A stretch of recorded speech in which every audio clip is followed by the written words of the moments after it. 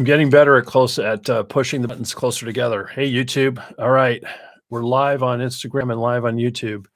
And as usual, I'm Robert J. Conley. I'm an entrepreneur.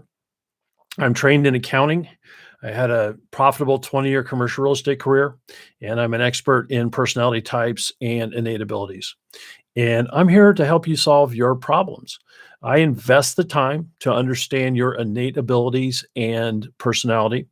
I give you perspective on your innate power from that information, and I guide you in thinking accurately about your obstacles.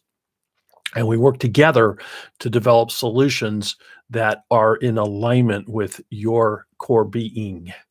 So the title today, and I've talked now, this is the third time, I think 3 out of 4 have been about, excuse the hand again, I had to remove a notice that blocks my screen, um, about empathy.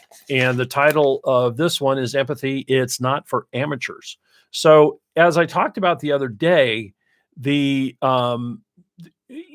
I have not found it to be possible to teach someone who's low in empathy to be high in empathy. What I can teach someone that's low in empathy is that they are low in this thing called empathy, that they can understand like on a definitional basis, which is essentially is the ability to understand and vicariously experience what what another person is feeling, what's going on for that person. And so I don't when I have someone who is inherently low in empathy. Now, again, remember, if they're at 0, they're a sociopath, and that is a whole different animal outside the scope of my expertise. But someone who is low, it's about refocusing people on what they are good at. And sorry, I'm playing with a light here, and I'm not sure which way is best. We'll go with that for right now. And so when you are low in it, then focus on what virtues you do bring to the table: honesty, kindness, just overall human decency. They're not being low in empathy does not mean that you're not a terrific human being. And so I always try to give people peace at that and refocus them on what they are more naturally good at. But what I really want to talk about today is the danger posed for people who are high in empathy. And that's why I said it's not for amateurs. So people who are naturally high in empathy, it's a lot like other things that people are naturally high in or gifted in. You kind of can't turn it off. And so what we find is that people who are high in empathy can get completely overloaded with that absorption of other people's feelings and what's going on. And super high empathy people, um, it's almost third world, not third worldly, outer worldly or whatever, in their ability to perceive what is happening for other people, and they take that in. So the first distinction to make as far as empathy goes is to understand that empathy is uh, should be treated as a conduit, not as a sponge. And so it's important to take it in.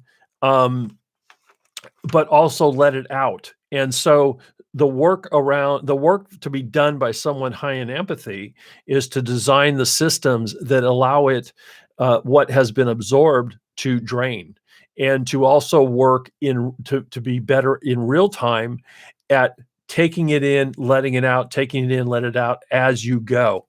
And so I want to just share a quick story about an up close and personal situation that I encountered a number of years ago. I had mentioned one other time that I have an autistic son. And one of the blessings of having an autistic son, and there are many, when you let it be, it's a beautiful experience. Um, so one of the blessings of an autistic son is you get to meet all kinds of angels. I mean, people who are committed purely to helping special needs people, and they just bless our lives, and they bless the lives of our children, who have these special needs. Now, the danger, though, is not understanding to let the empathy flow through versus letting it absorb. So a number of years ago, my son had a special ed teacher named Bill. Everybody called him Mr. Bill, of course. And he had been in special ed for somewhere between 5 and 10 years, and it was coming to the end of the spring semester. Summer vacations headed our way, and I ran into Mr. Bill, and Mr. Bill was on the was basically had given notice, and he was going to move to Montana because he couldn't handle it anymore, and he decided he was going to move to Montana and become a bartender. Okay, what happens when you're a bartender? Right. His empathy stayed fully engaged. He didn't get the respite that he needed. So he actually ended up at I guess it was a ranch, where he was working with animals. And so he could experience that caring for others without the emotional drainage that it took for him, that it took from him to deal with humans.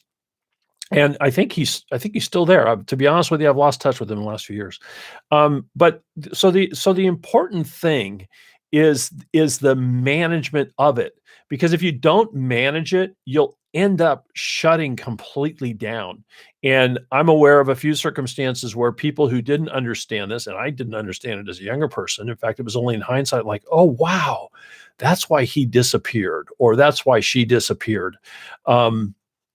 They had to withdraw from human interaction, or the level of human interaction they had previously had, because it took so much out of them.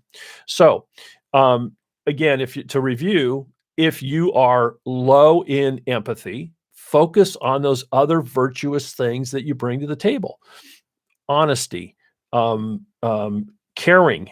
You can care about someone, and you can take care of someone without a full empathy package. Let's put it that way.